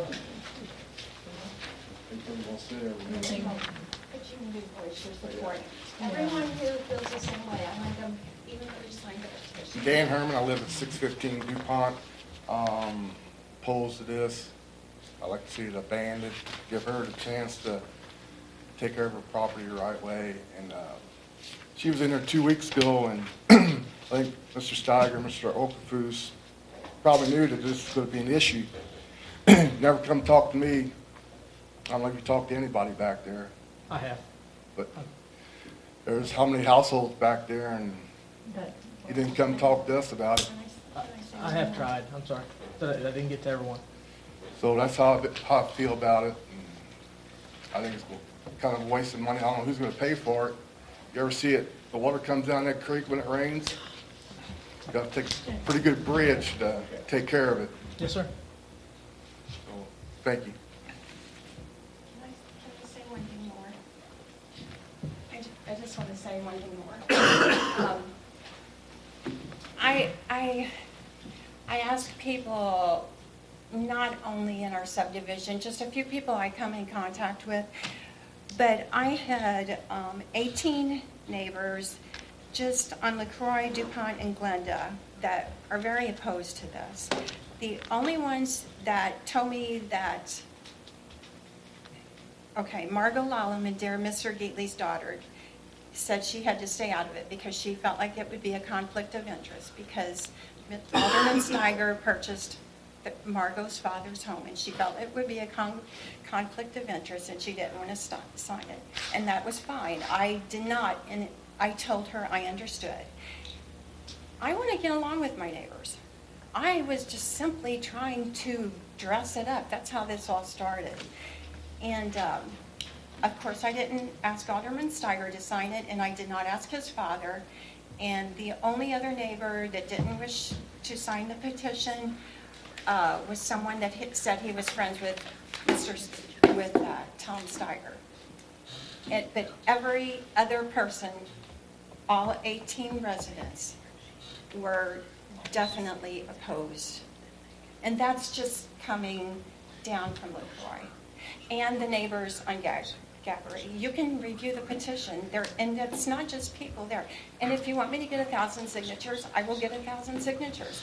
Tell me what it's going to take to get you to. You say you want to do things for the community residents. Why don't you listen to what they want?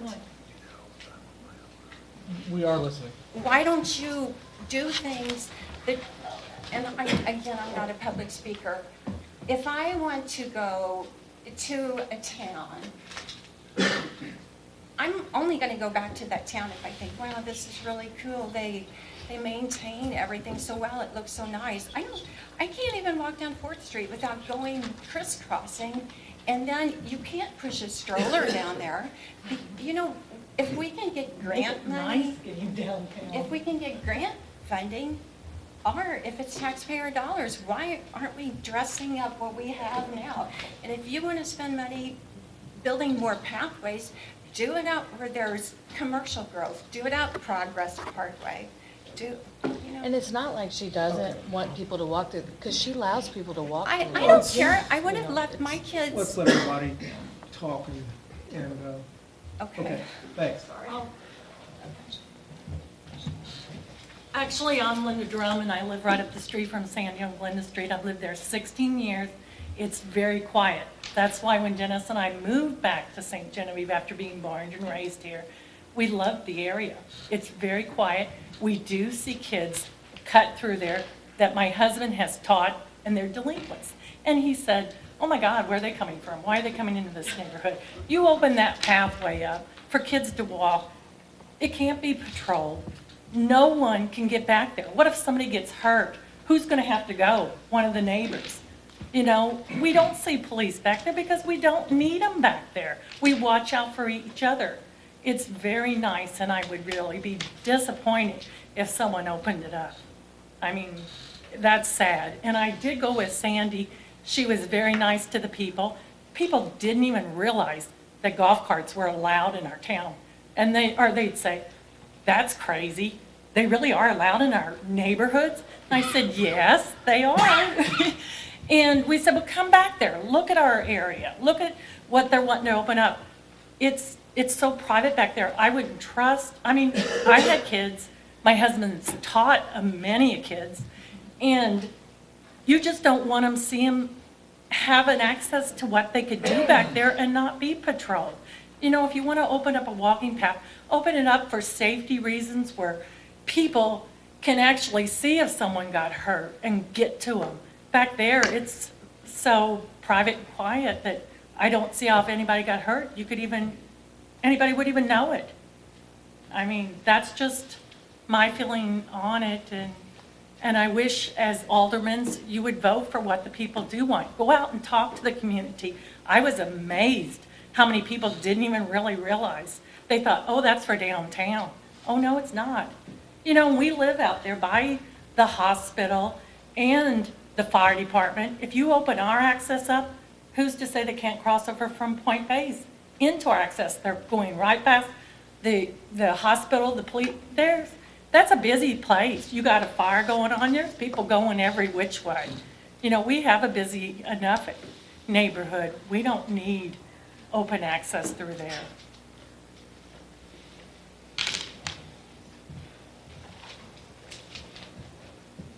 My name is Karen Stuckey, and we just bought a house a year ago on Sycamore Street, and we love it over there. It's really quiet, it's great, it's nice. I cannot imagine having golf carts taking laps around our subdivision for fun joy rides. I mean, we bought a home over there, a beautiful home, and it kind of upsets me that you're going to let something like this happen to that neighborhood. I mean, it's a nice, quiet neighborhood. And you're going to have people riding around in golf carts. Oh, let's go ride around the neighborhood. Let's go see what's going on. We already have, people walking that neighborhood all the time. I walk my dog through that neighborhood. We have people walking in that neighborhood all the time. And right now, it's kind of unsafe because we don't have sidewalks in the areas that there need to be sidewalks on Cedar Lane.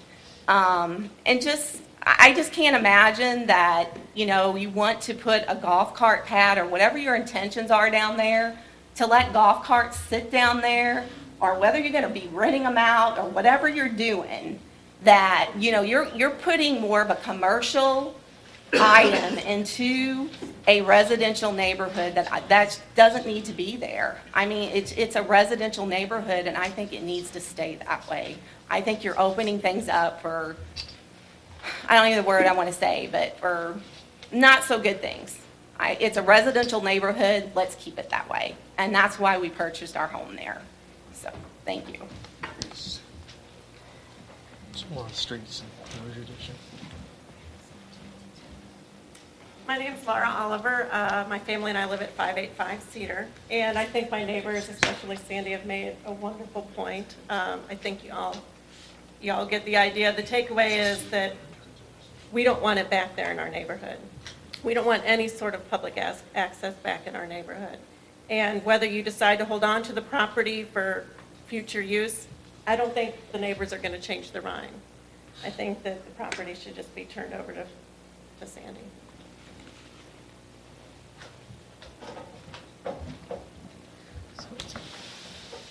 My name is Gerald Bleckler. I live in South Gavaree on the other side of the creek.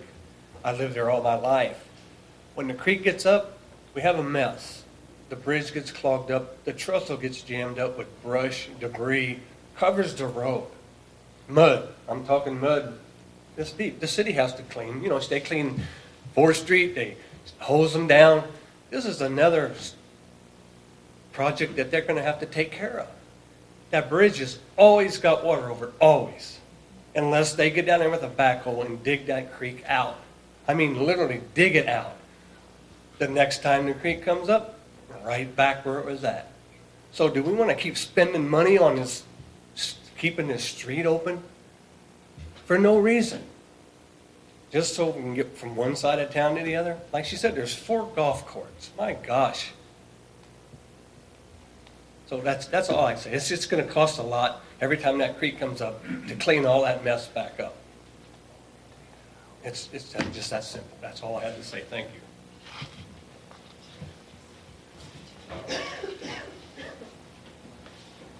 Hi, my name is Shirley Schweiger-Kist, and I live at 545 DuPont. I've lived and owned property there since 1994. It's always been a quiet little neighborhood tucked away by itself. And I also would like to not see this turned over to a golf cart through fair or whatever. Just, you know, it is a quiet little setting, and we'd like to keep it that way.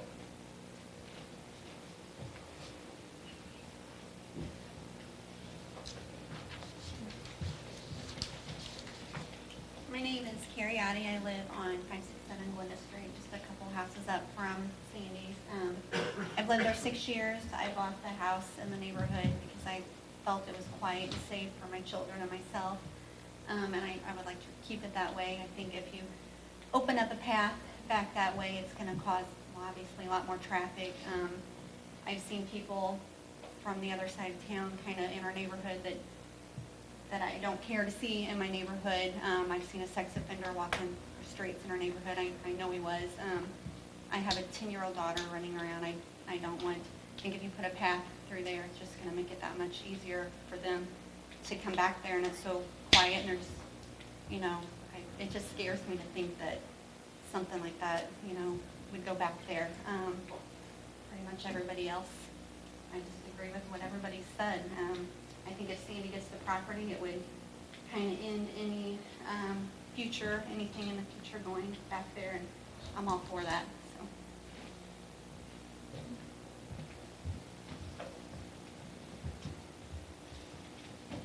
Anybody else?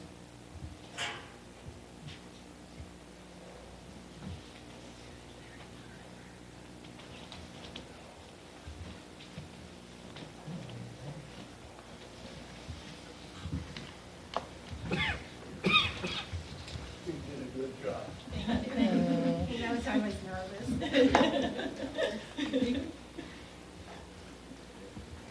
Mr. Mayor and members of the board, I'm Larry Marler. I live at Sobertop. I sat here and listened to these people, and I can't get over what I heard. But there's something that I don't understand why we haven't taken carried the ball. We have hundreds of acres down here along St. Mary's Road and Main Street. It's in cornfield. And this year, it wasn't much corn. I got 20 bushels to the acre. Not very good. But why don't we do something with all that ground up there? The paths are there already. And make a deal with the federal government, if that's who's holding us back. But there's all the passage you'd ever want for golf carts. But with what's taking place here tonight, I have nothing further to add. But a new idea.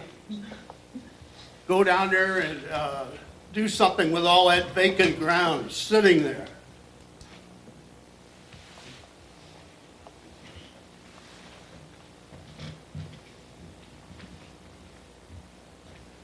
Anybody else?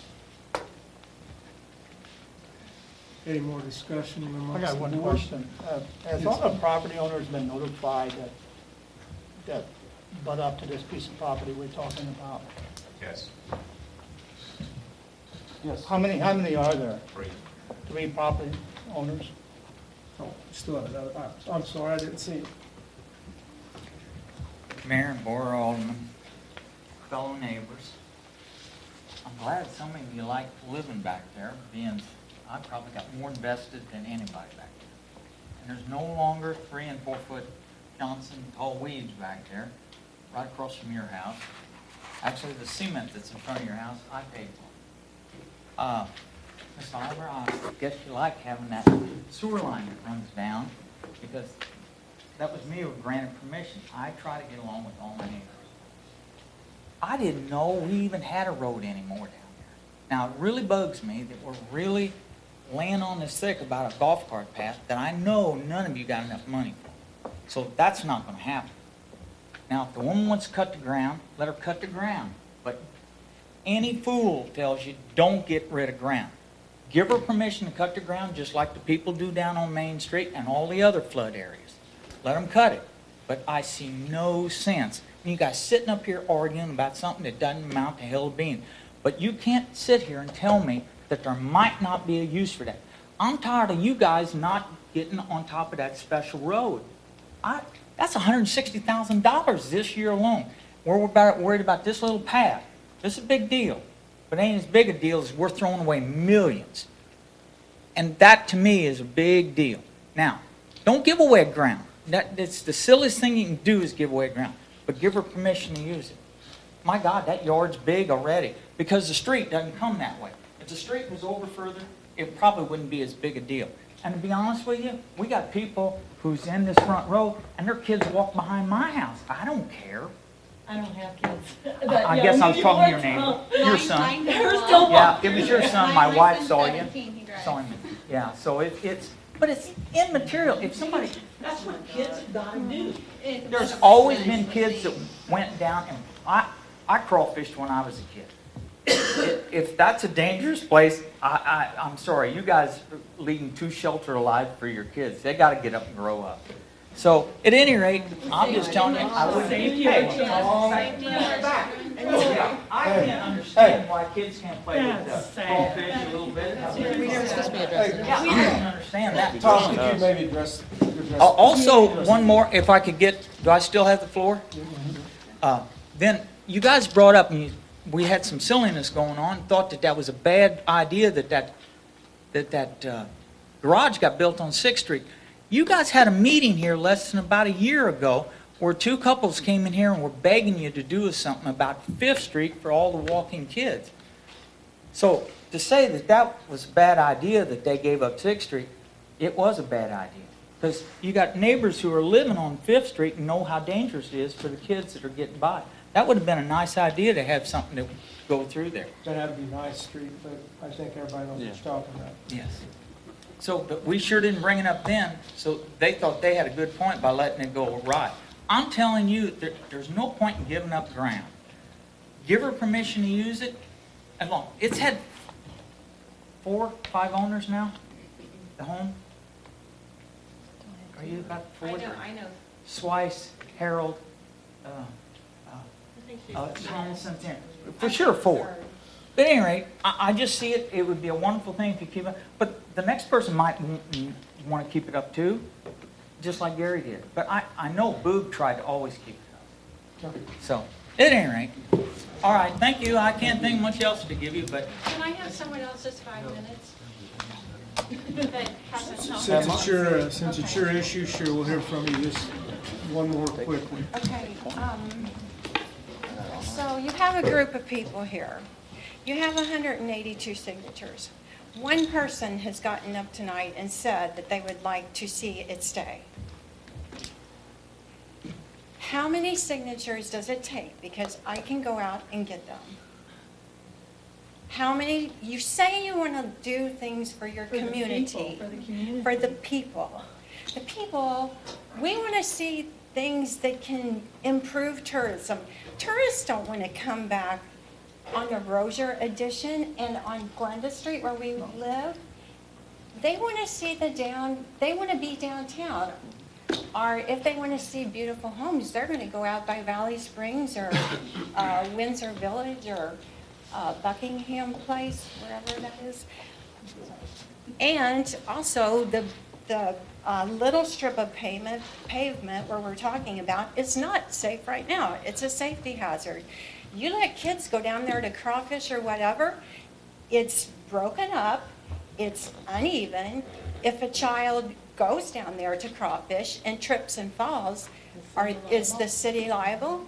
Who's going to pay their medical expenses? Yeah, they come to you, you can send them to the city. Yeah, are you going to pay their hospital bills, or are you going to come down there and repay that so it's safe for the kids? Okay. I think it's ridiculous.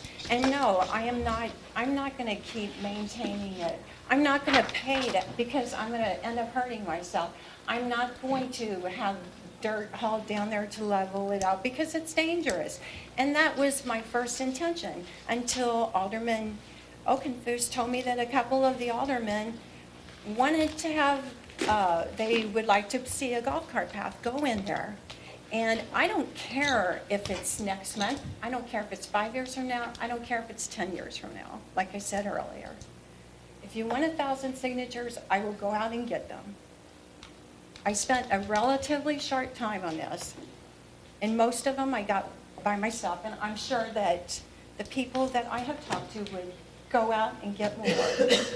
You guys are here to serve the citizens and the community. Why can't you listen to us? Why can't you listen to those 182 people that I've talked to in a short time? Like I said, I had 4. I had Tom Steiger. I did not ask him because I know he's Alderman Steiger's dad. I didn't ask Alderman Steiger. I didn't ask the neighbor to Alderman Steiger because she told me it would be a conflict of interest because she had sold the property. Her father had to him. And then the neighbor across the street didn't want to sign it because he said he was friends with Mr. Steiger. Everyone else, and those, if you review those signatures, they're not only from our subdivision. If you want 1,000 signatures, I'll get them. Okay. You say you want to serve the community. Makes sense. It doesn't seem like that's what you're doing to me. Just a comment, Mayor, that this is the first reading. So if it passes tonight, there's still got to be another reading. So it's going to be in the next meeting. So, I mean, guess we'll see what happens with the first vote, and then we decide from there what we need to do. I mean, as far as your part. You know. So is Alderman Steiger That's not up. from voting? Is that considered a conflict of interest? I don't know. That's not, I guess the attorney has to say.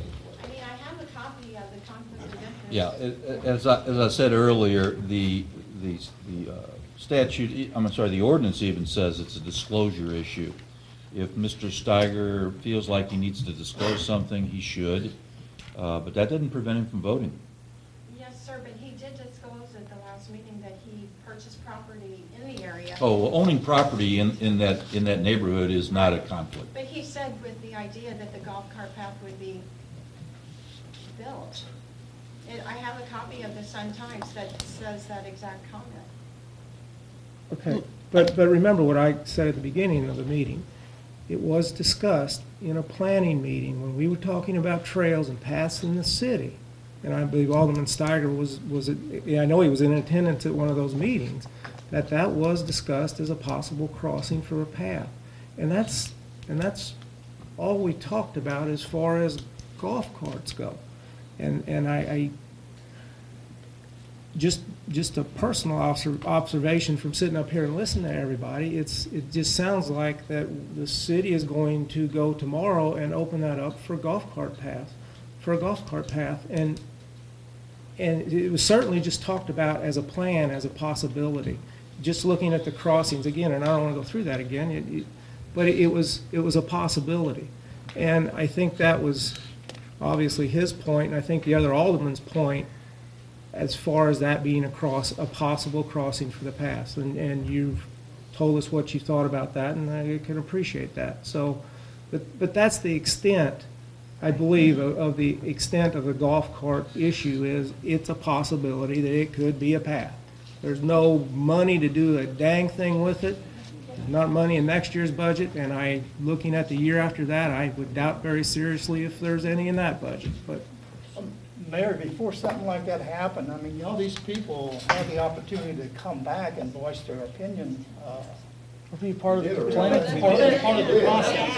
But will we know, or will it just be voted on? No. It wouldn't be presented like this. And you'd have that same opportunity to come back and voice your opinion. We're here. We don't We're not talking about golf cart path. We're talking about We don't want giving away We don't want a property, walking path. We don't want any path there. just like it is. And 10 years from now, it's not a walking path because if kids want to go through walking path, they have to walk through the Gabory Creek. That's where the city's property is. They're going on private property. I They're think the idea is trespassing. it's our assurance, if the property's given to her, it's our assurance that we Yes, will not have to we deal will with feel- this in the future. And the kids, it's not a walking path now. They have to walk through the creek. And there is water on there constantly. It's dry. We haven't had any rain. I can always hear the brook running. okay.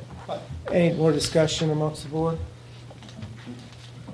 Okay, Connie, just. I just have a really quick thing to say. At the last city meeting, I watched it on TV when Sandy talked the last time. And Mr. Steiger stated that he bought the property in our subdivision with the intent of a possibility of that path going through. So he knew when he bought that was a possibility, and that was his reasoning for buying the property. So isn't there a conflict then? I didn't buy a whole house because there was going to be a possibility of a golf cart path going You through said that. so.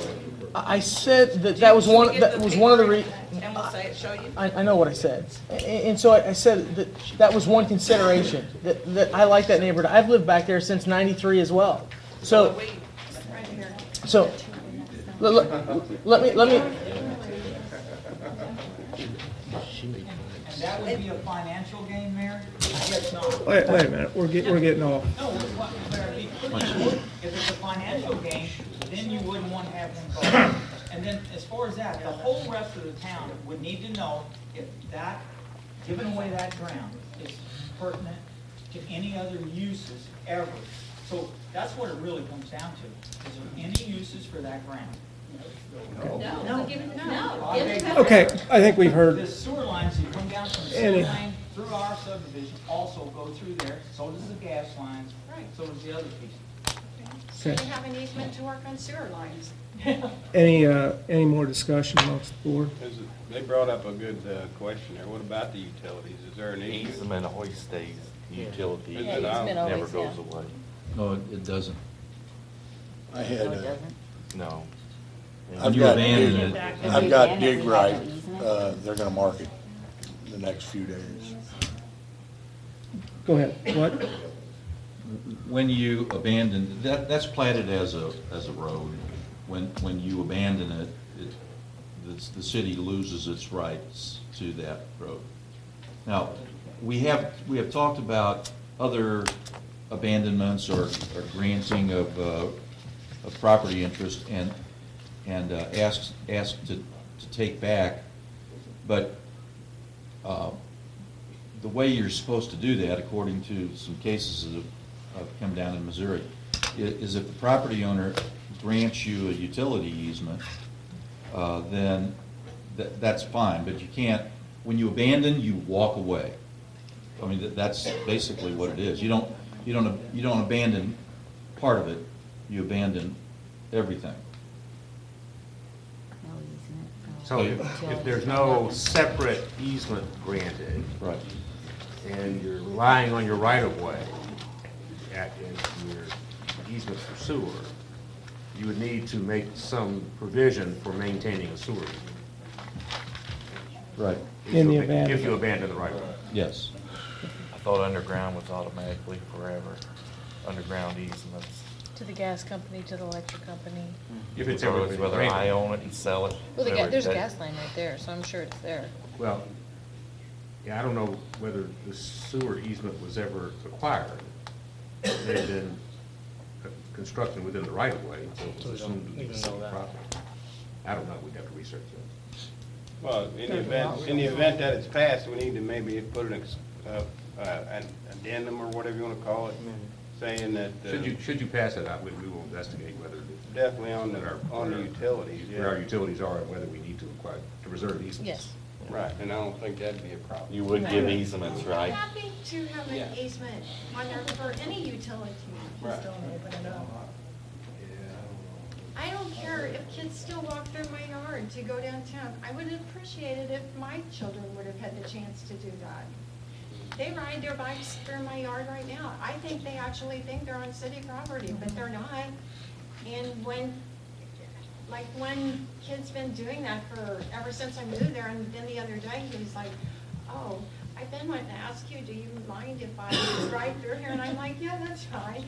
And I want to get along with my neighbors. Okay. Any other discussion amongst the No, that board? brings up something.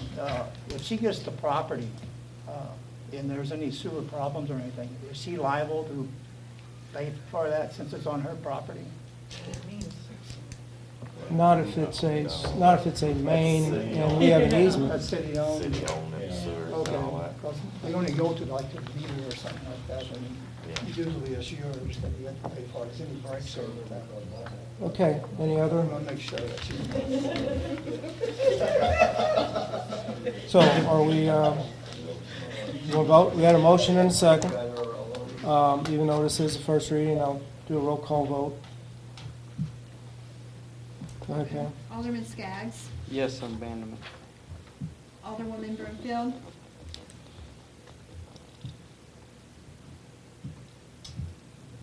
No. Alderwoman Zerwig, Yes. Alderman Ross, No. Alderman Stupi, Yes. Alderman Okenfuss, No.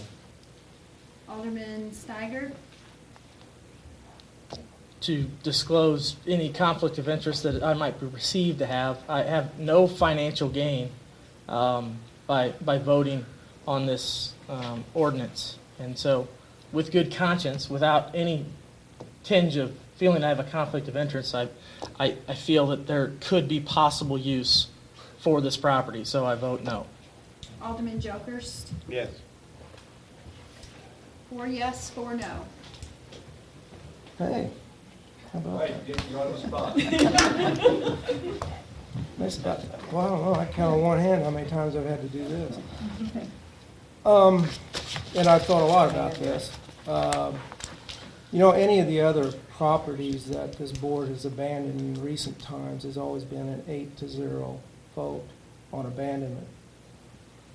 I do feel that again, I think we're somewhat separating issues here, that there's going to be a golf cart path go up through there tomorrow.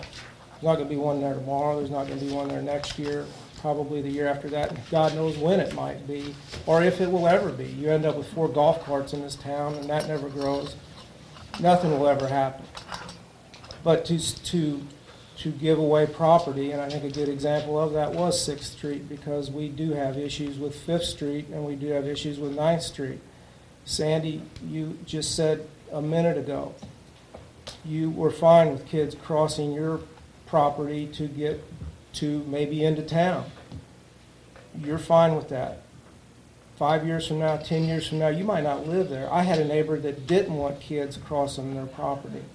And if they wanted to get, across their property, there might be somebody living in your property and not want them. And then how would they maybe get to town if that was a walking path? It was whatever, going across there. It might not be you, and I think we're all looking at we're going to be there for the next 10, 15, 20, 25 years. And once the city gives it away, they give it away and it's gone. I would like to suggest that at this time, and I think the debate as far as if there's going to be anything built there, we don't know what the Corps is going to do with the creek. There's recreational sides to that. We don't know if there could be trails along that creek, walking trails along that creek.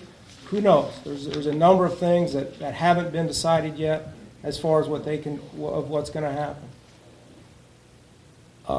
To give that property away at this point, what I'd like to suggest at this point, that again, nothing's going to happen in the foreseeable future, at least in my opinion, that if we come up with a project, the city comes up with a project, and we end up with dirt, that we fill that in. If you want to maintain it as part of your yard, which was, I think, the initial thing that you talked about, if nobody would have ever brought up a golf cart path, that would have been probably fine with you, because it was hard to maintain. If you would have leveled it out. Well, and that's what I'm suggesting, that if we come up with a project where we end up with some dirt, we put it in there, level it out so you can maintain it. If you don't want to maintain it, obviously, we will maintain it, because it would still be ours. So if you're worried about hazard of the broken asphalt being there. And are you going to do something across the creek so the people that do walk down there, like Carrie said, she's seen a sex offender down there? I'm not sure. Well, they know they're walking on city that property? could be. That could be anywhere. We could have a sex offender walking in front of City Hall. We know we have one back there now. Okay, well then that's an issue that's a completely separate issue, whether that piece of property is there or not, and the city owns it, you own it, whoever owns it. Can they put a no trespassing sign there? Don't they have one on the other side, Gabourey sign that says no trespassing? Yes, on the trestle.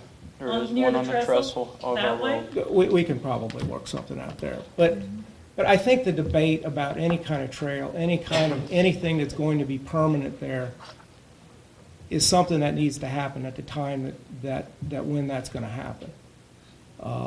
And it could be 10 years from now. I think at this point, again, we try to, if you want to maintain it, I agree, it's probably a pain in the butt to maintain it the way it is. It doesn't look good. If we can help that part out, but I still think we ought to retain the ownership of it. So I'm going to break the vote and say that I would vote no, I guess, on abandoning it. But I would like to work with you and try to make it more feasible for you. Again, if you want to maintain it, we'll try to work with you, if it's okay with the board, to try to do that. And if the issue comes up, again, in the future, it probably won't be this board. It may not even be all you sitting out there. How many signatures does it take, though, for you to listen to the residents of the community? Yeah, you all work for us. That's my question. How many signatures does it take? You sit here and you say you're for the community. Again, and I guess that's really a hard thing for this board to say, because, are you looking out for, again, what could happen in the future? I don't know. Yes, we are. We told you, we don't want to see it 10 years from now. But would the person that buys your house 10 years from now want to see You're it? talking about home neighborhood. I'm not talking about me. I'm Our talking big about majority. the 18 people living back there that told me they don't want anything back here. I'm talking about those 182 people. I told them that it might happen 6 months from now, it might happen 10 years ago, Mrs. Meyer, or 10 years from now. Mrs. Meyer, perfect example is 6th Street. 20 years ago, we thought we had no use for that property. And today, 20 years later, which hopefully we're all still here 20 years from now, but some of us won't be, we could definitely have potential use for this down the road. It is premature of us to make judgments for future boards and future residents of this community. It's irresponsible for us to do that. And what we're doing now, what the mayor has offered is a compromise so that we don't do anything with that property now, so it stays as is. And that's the best that I think that we should do for this community and not restrict ourselves from future residents and future boards from making decisions about this property. Well, maybe your future board will be a board that listens to the residents of the community. And I'm sorry if I'm offending No, anybody. you're not. But I only see 4 aldermen that are listening to the community right now. And so maybe maybe there'll be some board members that do listen to the community. And it's not even the next people from our election. ward that are listening to us, so. Yeah, and that's the sad thing. The sad thing is the people that represent us, the majority of our community is against us, and they're not even hearing our voices. And like we are saying, we don't care if it's 10 years, 20 years. We don't want any kind of path back there. And they're just totally blowing us off. No, and we're not saying that we're going to do anything. I don't, That's what I just said. I think that decision should be made at that time.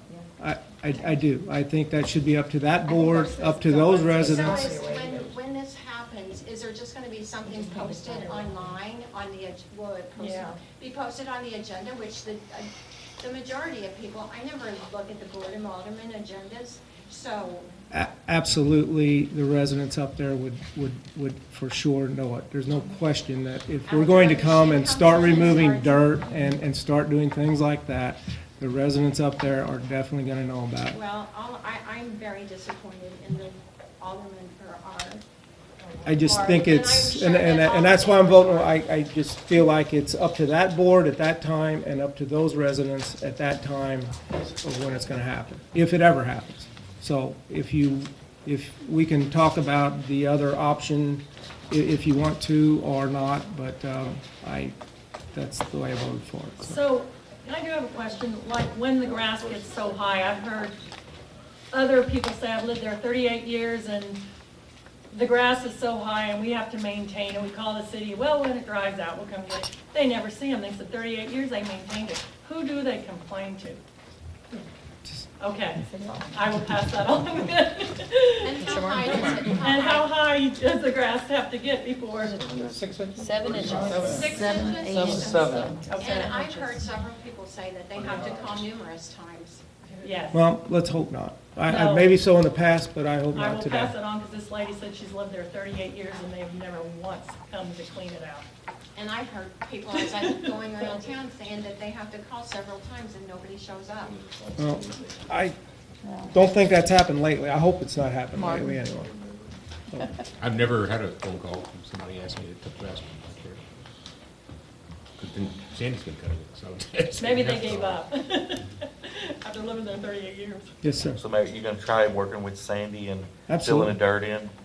Can you go one step farther? Oh. Possibly put 2 posts and a chain so they don't drive off of that bridge? Right, yeah. Because that's gonna be the next thing, you build it up, somebody's gonna drive off of there. Sure. Burn. Yeah, they got the guards, so they can put Huh? up. They got the guards they can put up. Well, they got a Like they did gate on, Lynn. they got a gate on Gabourey, but not Yeah, there. I think that was even open. Yeah, it was. Wasn't it laying Used to be open? padlocked. Yeah. I don't know. Sure. We'll do whatever we can. And the weeds are all back in there. Okay. We got more business. But it's open. Okay, let's go on to bill number 3893, first reading. An ordinance approving a memorandum of agreement with Alliance Water Resources Incorporated, a Missouri corporation, to modify the initial professional service agreement dated August 12, 2010.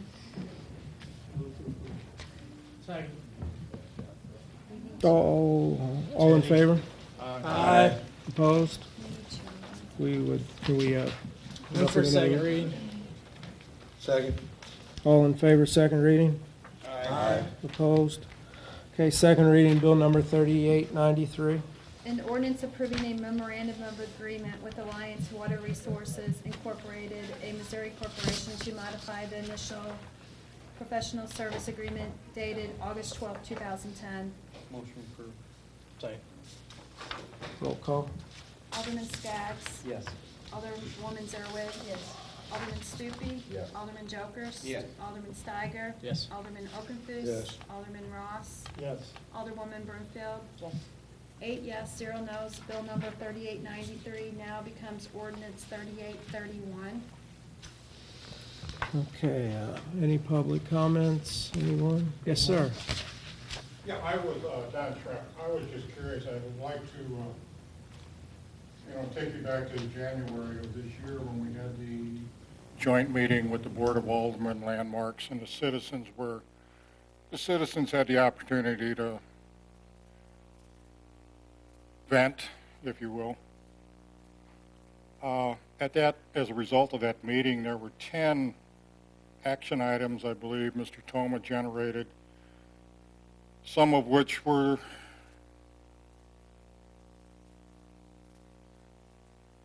Board of Aldermen issues, some of them, I guess, would be landmarks issues.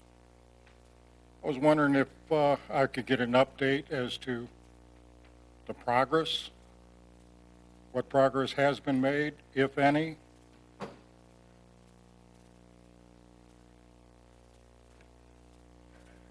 Anybody?